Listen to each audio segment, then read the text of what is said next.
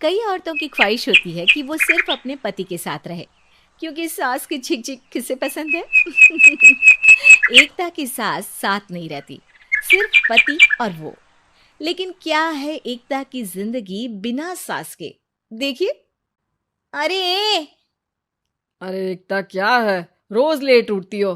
कभी तो वक्त पर उठा करो। हाँ लेकिन उठना क्यों है वक्त पर? 8 बजे तो उठ जाती हूँ मैं। देखो एकता, ये नहीं चलेगा। सुबह 6 बजे उठा करो। खाने में थोड़ी वैरायटी बनाओ और घर को साफ सुथरा रखो ना। अरे अरे अरे, जो मुंह में आ रहा है बोले जा रहे हो।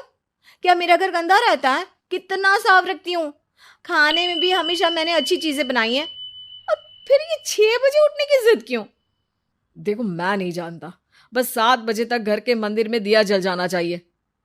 एकता बेचारी करती भी क्या, पति की बात माननी भी तो जरूरी होती है।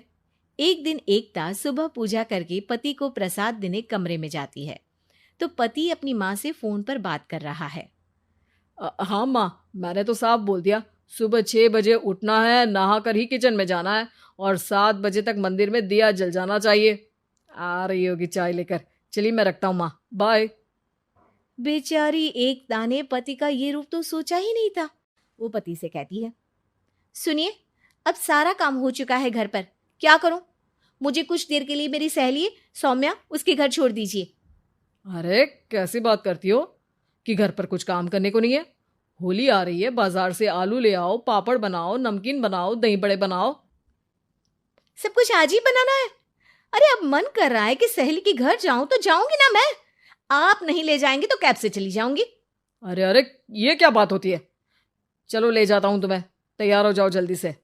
कैब की धमकी तो ऐसे दे रही हो जैसे माँ ने दरवाजे में कैब खड़ी कर रखी हो, विथ ड्राइवर। बढ़िया आई कैब वाली। हाय रे एकता की किस्मत। वो सोचती है कि सास साथ नहीं है, लेकिन पति के हाव भाव किसी अक्कड़ू सास से कम ही नहीं है। पति एकता को सहेली के घर छोड़कर कहता है, अच्छा सुनो, वक्त पर घर चली जाना और शाम को गर्मा गर्म पुलाव खाऊंगा मैं। बनाकर पहले ही मत रख देना। और हाँ, रायता भी बना लेना। हाँ जी हाँ, फिलहाल क्या मैं अंदर जा सकती हूँ? नाश्ता पेट भर करा दिया, दोपहर का खाना भी पैक कर दिया। पहले जो खाया है उसे तो पचा लो, दिन का खा लो, अभी से रात के खाने की चिंता में बाल न जड़ जाए कहीं। पति को एकता की बात पर गुस्सा तो बहुत आता है, लेकिन ऑफिस में देरी के कारण वो कुछ नहीं कहता। एकता सहेली के पास जाती है, जहां सास बहू बैठकर गप्पे लड़ा रही होती है। हाय सौम्या। नमस्ते आंटी जी। अरे वाह एकता बेटा, बड़े समय बाद देखी, कैसी हो? अच्छी हूँ आंटी जी। घर का सारा काम हो गया था, बोर हो रही थी, सोचा सौम्या से मिलती चलूं। हाँ हाँ बच्चों, तुम लोग बैठकर गप्पे लड़ाओ। मैं तुम लोगों के लिए नाश्ते पानी का इंतजाम करती हूँ। सास ये बोलकर किचन में चली जाती है। अरे एकता, कैसे आना हुआ? थोड़ी परेशान सी भी लग रही है, सब ठीक तो है ना? अरे यार, कहाँ ठीक हूँ। ना सोने मिलता है, ना अपने मन का कोई काम करने मिलता है। बस सुबह 6 बजे से किचन और रात के 12 बजे तक घर का काम। मेरी तो कमर ही टूट रही है। अरे क्यों मजाक कर रही है? तेरे तो मजे हैं, अकेली रहती है पति के साथ। न कोई सास, न ससुर, न आस पड़ोस से मतलब। हम लोगों की सोच, जॉइंट फैमिली है, कितनी परेशानी होती है। अरे रहने देना, वो तो दिख रहा है कि कितनी परेशान है तू। सास किचन का काम कर रही है और तू सहेली से गप्पे। ऐसा कहाँ होता है यार। हाँ वैसे तू बोल तो सही रही है। सुबह थोड़ा सा भी लेट हो जाए ना उठने में, तो मम्मी जी किचन संभाल लेती है। पति तो जाते वक्त उठाते हैं कभी कभी मुझे। पर मेरी छोड़, तू बता, सास साथ रहने आ गई है क्या, जो सुबह 6 बजे उठना पड़ता है? पति तो तेरा 10 बजे ऑफिस जाता है।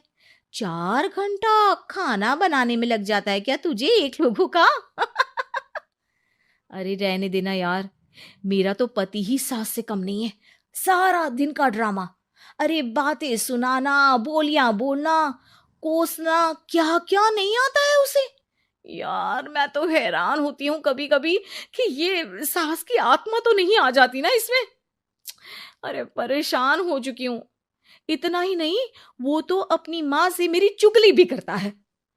समझ गई। मतलब तेरे पति की गाड़ी चल यहाँ रही है, लेकिन रिमोट तेरी सास के पास ही है।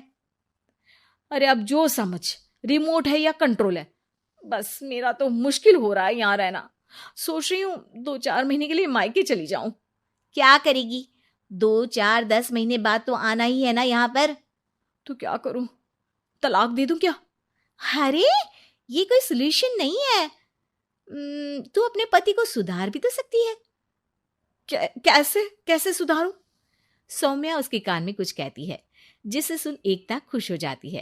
अगले रोज, हाय रे, मेरी तो टांगे ही नहीं चल रही है। हाय हाय हाय, बहुत दर्द हो रहा है भगवान। अरे क्या हुआ एकता? रुको, मैं माँ से पूछता हूँ। लेकिन पति जैसे ही माँ से बात करके एकता के पास आता है। क्या नौटंकी है ये? क्यों रो रही हो? अरे कोशिश करो ना उठने की।